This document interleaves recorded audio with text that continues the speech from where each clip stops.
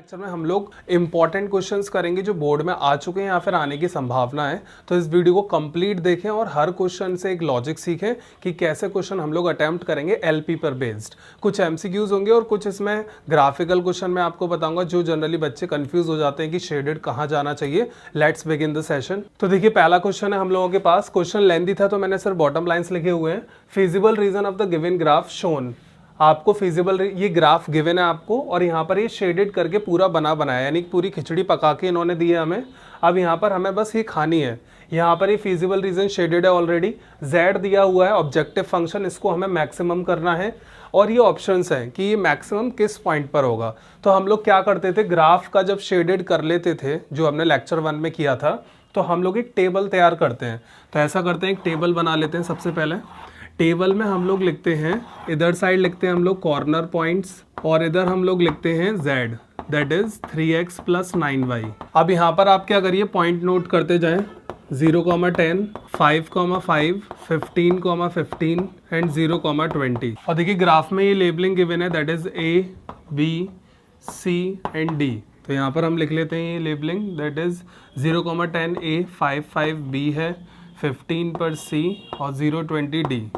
अब हम लोग इसके बाद क्या करते थे, हर पॉइंट को z में रखेंगे। रखने के बाद आपको एक वैल्यू मिलेगी। जैसे आप इसे रखेंगे वी विल गेट 90। 5 और 5xy की जगह रख दीजिए। 5 जैसे आप यहाँ रखेंगे आपको मिलेगा 60।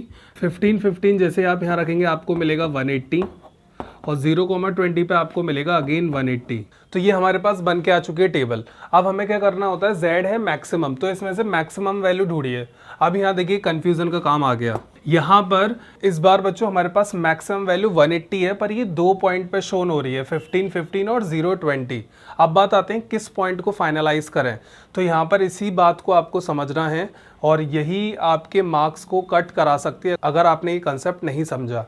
तो देखिएगा, जब भी कभी भी आपको मैक्सिमम वैल्यू रिपीट होकर मिले, जैसे यहाँ पर रिपीट हो गई 2 और 2 पॉइंट पे आ रही हैं सेम वैल्यूज़, तो हम लोग इसमें करते क्या हैं, ये जो है C और D पर मिल रही है 180 जो कि हमारी मैक्सिमम वैल्यू है। तो देखिए C और D, ये जो कंप्लीट लाइन है C से लेके D तक, ये जो लाइन सेगमेंट है, इस पे अब कोई भी पॉइंट हो, सभी पॉइंट पे हम लोगों को मिलने वाली है मैक्सिमम वैल्यू। इसका मतलब ये होता है जब भी मैक्सिमम वैल्यू आपको 2 पॉइंट पे सेम मिले, तो इसका मतलब वो जो 2 पॉइंट से लाइन बनेगी उस लाइन पे हर पॉइंट मैक्सिमम वैल्यू देगा। तो यहाँ पर ऑप्शन के अकॉर्डिंग अगर हम जाएं, कुछ बच्चे क्या करेंगे, C टिक कर देंगे, कुछ C D दोनों पे ही लगा देंगे।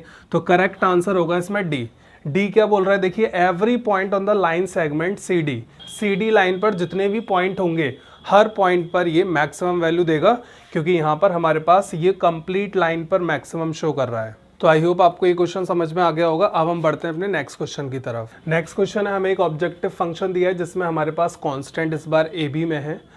यहाँ पर कॉर्नर पॉइंट्स ऑलरेडी दिए हुए हैं फिजिबल रीजन के। कंडीशन बतानी है हमें A और B में क्या कंडीशन होने वाली है। आपको ये भी दे रखा है कि Z जो है मैक्सिमम वैल्यू दे रहा है इन दोनों पॉइंट्स पर। तो हम लोग देखिएगा इस क्वेश्चन को कैसे करेंगे। इसमें ग्राफ बनाने की तो नीड इसलिए नहीं है क्योंकि इक्वेशंस ही नहीं है हमारे पास। अब हम लोग डायरेक्ट आएंगे, Z मैक्सिमम वैल्यू किन पॉइंट पे दे रहा है, इन 2 पॉइंट पे। तो हम लोग क्या करते हैं, Z इक्वल टू जो हमारे पास एक्सप्रेशन दिया है AX + BY, सबसे पहले हम Z की वैल्यू निकालते हैं 30,30 पर। जैसे आप इस पर वैल्यू निकालेंगे Z की तो आपको मिलेगा 30A + 30B। X और Y की जगह आपको ये पुट करना है। ये हमारे पास आ चुकी है फर्स्ट इक्वेशन। बिल्कुल सेम आप Z जो है AX + BY, इसमें आप रखेंगे 0,40 क्योंकि इस पर भी मैक्सिमम वैल्यू आ रही है 0,40। ये आ जाएगा 0 यहाँ पर, ये पूरा ही 0 हो गया, + 40B। ये है हमारी इक्वेशन नंबर 2। अब हम लोग क्या करेंगे, ये जो इक्वेशंस आई हैं 2, इनको आपस में करने वाले हैं कंपेयर। क्यों? क्योंकि इन्होंने बोला हुआ है Z मैक्सिमम वैल्यू दे रहा है इन दोनों पॉइंट पर, तो इसलिए हम दोनों इक्वेशन को कर देंगे कंपेयर इक्वेशन 1 एंड 2।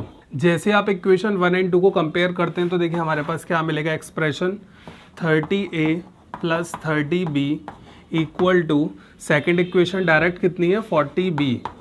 अब क्या करिए, इसमें लाइक टर्म एक तरफ ले जाएं, 30A equal to 40B - 30B।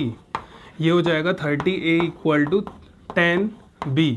0 cancel out, आपको रिलेशन क्या मिला, 3A इक्वल टू B।